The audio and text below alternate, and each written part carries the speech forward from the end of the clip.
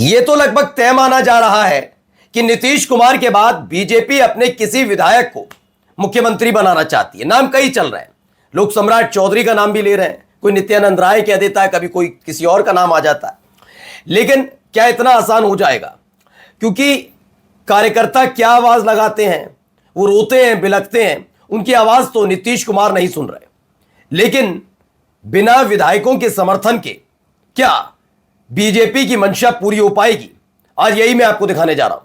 क्योंकि अब तक तो आपने देखा नीतीश कुमार के घर के बाहर जब राज्यसभा का ऐलान कर रहे थे, फिर नामांकन कर रहे थे, इन तमाम चीजों के बीच जेडीयू के कार्यकर्ता रो रहे थे। विधायकों को, खास तौर पर वो विधायक संजय झा और ललन सिंह के खास हैं, उनको मुख्यमंत्री आवास के अंदर घुसने तक नहीं दिया जा रहा था। लेकिन अब कुछ विधायकों ने मोर्चा खोल दिया।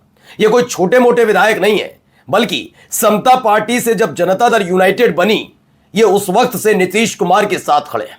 वो न केवल भावुक हुए, उन्होंने अपनी भावनाओं को जिस तरह से उड़ेला है, उसके बाद जनता दल यूनाइटेड में भारी बगावत की उम्मीद जताई जा रही है।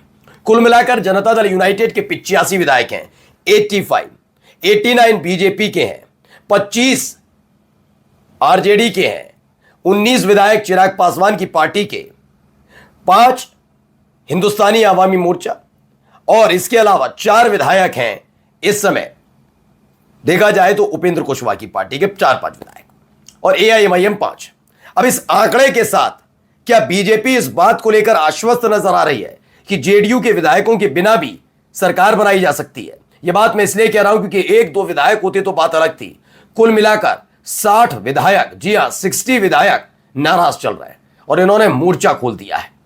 अगर ये बागी हुए तो बीजेपी का सपना कहीं धरा का धरा न रह जाए। नमस्कार, मैं हूं प्रज्वल गौतम और आप देख रहे हैं न्यूज सर्किल। सबसे पहले मैं वीडियो की शुरुआत करूं, इस पूरे बयान को जरा गौर से सुनना चाहिए। क्या कह रहे हैं जरा सुनिए। अब तो उन्होंने सारा खेल खत्म कर दिया। कभी सोचे थे कि कभी आगे सोचा आप लंबे समय से आपकी संभालेंगे, आप संभालेंगे कभी नीतीश कुमार को संभालेंगे, फिर उनके बेटे को भी देखना है आपको। वो तो देखेंगे नहीं, वो सर अब दोबारा तो नहीं आएगा कि बुके लेकर आप खड़े रहिए विधानसभा के गेट। वो पल कभी दोबारा नहीं आएगा। कभी सोच कर भी, कभी सपने में भी आपको कुछ ऐसा नहीं सोचा था कि नीतीश कुमार। सुनते जाइएगा, बयान बहुत भावुक है। बिल्कुल तसल्ली दिलवाइए। माने ही नहीं, माने ही नहीं। कौन नहीं माने? मनाने का प्रयास किया, लेकिन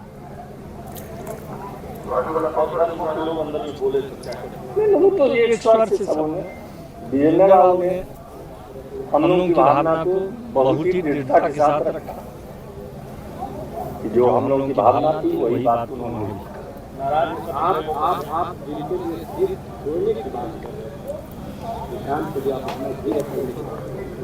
वो तो निशान जी के लिए आज भी हम लोग हैं दृढ़ता के साथ। उसमें कहाँ कोई परिवर्तन हो रहा है। लेकिन विदाउट नीतीश हम लोग निशान को नहीं चाहते थे। हम लोग तो निशान के साथ है, नीतीश के साथ निशान चाहते थे। अंतर इतनी है। तो ये कौन है? ये कोई छोटे मोटे नेता नहीं है दोस्तों। ये है विजय चौधरी, जनता दल यूनाइटेड के वो कद्दावर नेता जो जनता दल यूनाइटेड से न केवल लंबे वक्त से जुड़े रहे बल्कि नीतीश कुमार के करीबी बताए जाते हैं। अब आप इनके बयान को सुनकर अंदाजा लगा सकते हैं इनके मन में बगावत नहीं है क्या? मुझे जबरदस्ती एक्सप्लेन करने की जरूरत नहीं। इनकी नाराजगी नीतीश कुमार के इस रवैये पर इसलिए है क्योंकि नीतीश कुमार अगर जा रहे हैं तो नीतीश कुमार इतने ज्यादा बेबस कैसे हो सकते हैं कि अपनी पार्टी के ही बड़े नेताओं से मुलाकात ना करें, उनसे कोई राय मशवरा ना करें और यह सब कर दिया जाए। जबकि यह देखने को मिला कि जो नीतीश कुमार है उन्होंने खास तौर पर बीजेपी के नेताओं की बात मानी। यह दावा किया जा रहा है कि भारतीय जनता पार्टी के पक्षधर जेडीयू के नेताओं से, जिसमें संजय झा का नाम है, जिसमें संजय झा के साथ साथ ललन सिंह का नाम है, ये तमाम नाम है, इन लोगों से ही ज्यादातर बातचीत की और इसी बात को लेकर नाराजगी है। पहले मैं कुछ और भी चीज दिखा दूं, उसके बाद आंकड़ा समझाऊंगा और आंकड़े के आधार पर समझिए क्या बीजेपी का सपना पूरा होगा। जरा देखिए पहले। मुख्यमंत्री को हाईजैक कर लिया गया है। भारत देश के इतिहास में पहली बार हाईजैक किया गया मुख्यमंत्री को। कार्यकर्ताओं की हत्या की जा रही है। अगर कार्यकर्ताओं को हत्या की करना है तो गाड़ी चढ़ा दीजिए अपने शरीर पर। अब हाथ जोड़े प्रार्थना करते हैं मेरे मुख्यमंत्री को मुझे दर्शन करने दीजिए। इस तरह से नहीं होना चाहिए। क्या लगता है ये पूरे अमित शाह की साजिश है। अमित शाह ने मुख्यमंत्री को बर्बाद कर दिया, बिहार को बर्बाद कर दिया।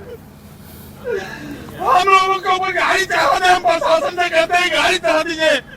आत्महत्या करने के लिए तैयार है, आदमी आत्महत्या कर लेगा। कोई उम्मीद नहीं थी। होली में इस तरह से हम लोगों को बर्बाद कर दिया गया है। पूरे पार्टी को बर्बाद करने की साजिश है। हम लोग बर्दाश्त नहीं करेंगे। तो जहां एक तरफ ये तमाम चीजें चल रही थी, वहां कार्यकर्ता इस बात को लो रहे हैं और उन्होंने सीधा सीधा आरोप अमित शाह पर लगाया। उन्होंने कहा अमित शाह ने बिहार को बर्बाद किया, मुख्यमंत्री को बर्बाद किया, मिलने नहीं दिया जा रहा। ये तमाम चीजें क्यों? ये बीजेपी इस बात को भाप चुकी है कि जनता दल यूनाइटेड में ज्यादातर विधायक बागी हो सकते हैं। वजह क्या है? जब राष्ट्रीय कार्यकारी अध्यक्ष संजय झा, जो एक वक्त में अमित शाह के करीबी थे और जेडीयू से कहने पर जेडीयू की टिकट पर राज्यसभा में गए, उन्हें राष्ट्रीय कार्यकारी अध्यक्ष बनाया, तब से ही जेडीयू दो फाड़ हो चुकी थी, एक राष्ट्रीय स्तर पर और एक बिहार में। यह बात सब जानते हैं कि सांसद जो हैं, जितने भी सांसद, उनमें से ज्यादातर संजय झा और ललन सिंह के विश्वास पात्र, मोदी शाह के विश्वास पात्र हैं जेडीयू के विधायक सांसद। लेकिन बिहार में ऐसा नहीं है। ज्यादातर विधायक बीजेपी के साथ सरकार में खुश नहीं है। अब जरा आंकड़े की अगर बात करूं, उससे पहले एक ये पोस्टर देखिए। ये एक पोस्टर जारी किया गया है। नीतीश सेवक कर रहा पुकार, नेता करें अपने निर्णय पर पुनर्विचार, लोकतंत्र में जनता के जनादेश और आत्मसम्मान का हनन अब नहीं होगा सहन, जनादेश के सम्मान में नीतीश सेवक पोस्ट कार्ड लेखन अभियान में। अब अलग अलग तरीके से इस पर विरोध जताया जा रहा है।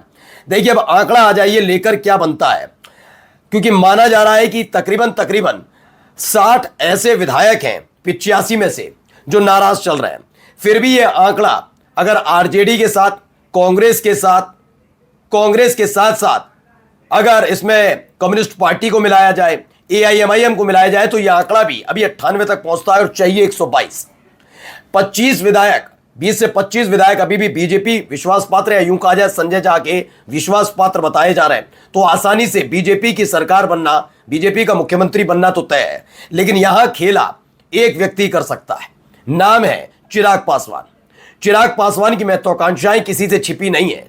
उन्होंने तो बिहार विधानसभा चुनाव के दौरान ही मंत्री पद छोड़कर, विधायकी लड़कर एक बार फिर बिहार में राजनीतिक करियर शुरुआत करने की बात कही थी। तो क्या वो ये सपना पूरा करेंगे, जिसकी उम्मीद वैसे कम है, लेकिन ये माना जा रहा है कि उलटफेर हो सकता है। और यही एक वजह है, बीजेपी भांप गई कि कुछ बड़ा ना हो जाए, इसलिए निशांत कुमार को सक्रिय राजनीति में लाने के लिए राजी हुई है। जबकि इससे पहले जब निशांत कुमार सक्रिय राजनीति में आएंगे, ये सुनकर बीजेपी बिदक जाती थी। अब देखना होगा आने वाले वक्त में क्या होने जा रहा है। नमस्कार।